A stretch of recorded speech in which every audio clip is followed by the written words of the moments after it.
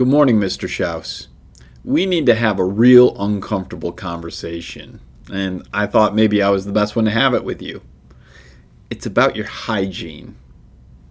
Yeah, I've noticed that lately you've been using the same passwords for more than one application. Yeah, your digital hygiene.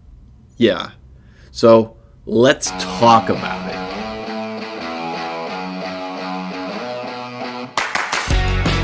Hey, welcome Roy-Hart staff to today's Tech PD. It's not going to take very long. We're going to keep this under 10 minutes, but there are a couple things that we want to make sure that we talk about today. First off is digital hygiene. We want to make sure that we are good. I want to talk a little bit about the techniques that are commonly used to compromise our accounts, and then some good password habits that maybe you've forgotten about, because that happens. And no judgment zone here. So let's go. So first, let's talk about why a hacker would want your account anyway, right? What makes you so important that a hacker's looking for your information?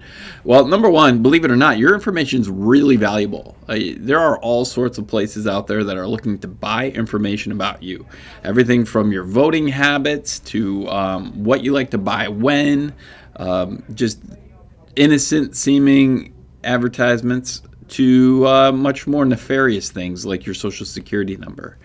Secondly, a hacker might want to get into your device so they can use it for their own purposes. They can send out whatever emails they want from your account, maybe whatever spam emails they want. They can use your device to do other illegal activities and making it harder for authorities to track back to them.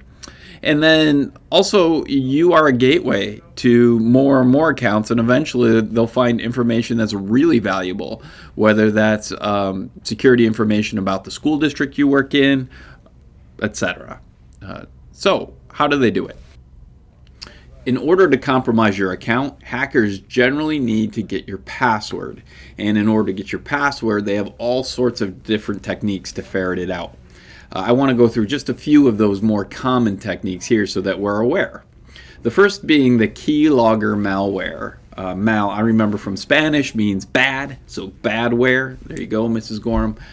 So the keylogger badware is often found on the internet when you're in a panic to find software for something else. Maybe you're looking for software that will convert a file to some other format. Doesn't matter. You go to the website and the website says, please download this software. It's free. And so you download it, you use it, and you think you're done with it. The problem is sometimes that software, if you're not careful, has something called a keylogger in it. And it is literally logging every keystroke you make, looking for patterns. And if it finds this one pattern that happens to be your password over and over again, it's reporting back to the owner of the software what that password might be. So we need to be careful, very careful about what we're putting on our machines. We need to make sure that our machines are up to date and that we're running the updates. The second technique is called man in the middle. This is often seen at public places. So if you go to the airport or you go to a convention center or you're at Panera and you're looking to connect your laptop to the Wi-Fi and you're like, oh, good, there's not even security on here. I don't need to put in a password to get on that Wi-Fi. Be very, very careful because you cannot guarantee necessarily that you're going on Panera's Wi-Fi.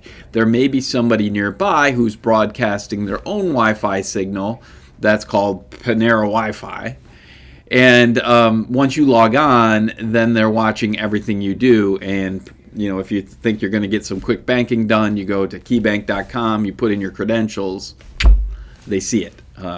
They got it. So man in the middle is inserting a network in between, and you need to make sure that you're on secure networks. This other technique, fake password reset emails. Sometimes you'll get an email out of the blue. It says, oh, your account has been compromised. You need to reset your password. And you go, wait, my account okay, that sounds like I'm being safe. Let me go and click on this link and go reset it. The problem is maybe you're getting sent to a site that looks like the original site. You put in your actual password to reset it, and boom, now they have it. Here's your biggest tip on this. If you have to reset a password, don't do it through an email link. Go to the actual site. Let's say it's KeyBank. Go to KeyBank and reset it there. Don't reset it through the email's link, because there's a chance that there was somebody imitating the bank. Brute force attacks. This is where a computer program is set up to just run as many different password combinations as it can in as fast as it can. I saw online preparing for this that there are some programs that can try 1 billion passwords a second. So a brute force attack is where they're just guessing. So using a password like password 123 is going to be right there in the beginning of their guessing. A dictionary attack.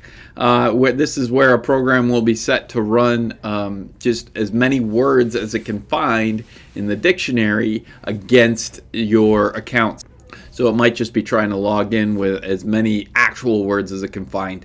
And then this last one, shoulder surfing. This is physical. This is where maybe you're on the subway and you're logging in and there's somebody kind of looking over your shoulder and peering over your shoulder. A variation of shoulder surfing is sticky note surfing, where, you know, if you leave your password out on a sticky note, that is not good security. Just a quick another note on this, especially when it comes to the fake password reset emails. We're starting to see more and more you're getting fake text messages that say, oh, your Amazon account is being charged. Click this to verify. Or, oh, your M&T Bank account needs attention. Please log in by clicking this link right in your text messages. So again, if you get a text message like that, what do? You delete it. You go to Amazon.com or you go to mntbank.com and you log in on your computer from there instead of clicking on the link that's coming in the text, because you don't know if that link is going to take you somewhere nefarious. So starting this summer, Erie One BOCES is going to require everyone to use a 14-character password. And if that seems daunting to you, we'll go over in just a second how we can make that a little bit easier on ourselves. But here's why. Take a look at this chart of number of characters in a password, cross-listed with the complexity of the password, whether it has numbers, upper and lowercase letters, and symbols. If you just have a 4-digit PIN with only numbers, there are programs out there that can pretty much guess that instantly. Like I said, they can run 1 billion combinations in a second. Whereas if we go to 14 characters with numbers, upper and lowercase letters, and symbols in there, it's going to take 200 million years for that same computer to brute force attack and guess your password. So I don't know. I think 200 million years is probably just about right. I've been eating well and working out lately. I expect to have a long life. On top of that, BOCES is going to next year have us change our passwords twice a year. So every 90 days, we will need to redo our password. And additionally, we won't be able to use or reuse anything from our past passwords. All of this is because there have been some recent attacks on school districts in New York, and we need to make sure that we're being safe and that your information is safe and your colleagues' information is safe. Generally, all it takes is a hacker to get into the system through one person, and now all of a sudden they have access to everybody in the district. So we're being safe, and that's why we're going to 14 characters.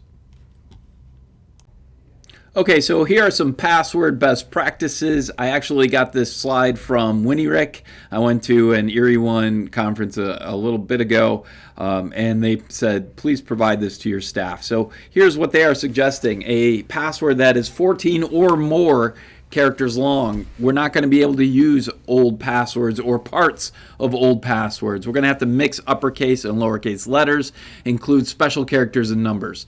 A good way to do that is to come up with a simple phrase, and then you replace some of the letters of that phrase with special characters. For example, you might replace the O's with zeros, or you might replace the I's with exclamation marks. We're going to have a 90-day expiration on these passwords next year. Any 5 attempts that are not valid will lock you out of your district account, and it'll be locked until admin unlocks it for you. Another safety layer there. So again, how are you going to deal with this? Well, keep it simple. Choose a phrase. They did suggest using a phrase that is opposite of your personality so that people who know you well wouldn't be able to guess it. For example, if you really love kittens, maybe go with something like, I just cannot stand dogs. That would be a really long password, but it might work. Add spaces between the words, change letters to numbers, and special characters. Okay, well, thanks for spending this time with me today, Roy-Hart people. I hope you have a fantastic weekend, and